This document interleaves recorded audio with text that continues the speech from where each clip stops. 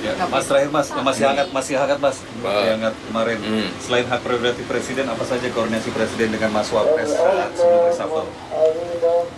Ya, terkait reshuffle ini adalah langkah-langkah yang sudah benar-benar dihitung matang oleh Bapak Presiden dari segala sisi, termasuk kinerja dan lain-lainnya.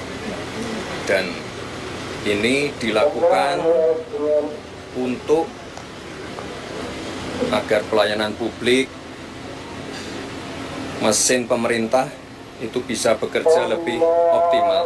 Maka dari itu kita doakan yang terbaik untuk para menteri, wamen yang baru saja dilantik agar mereka ini bisa bekerja dengan baik dan sekali lagi menunjukkan kinerja terbaiknya untuk kita semua.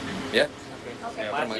Download Tribun X sekarang, menghadirkan lokal menjadi Indonesia.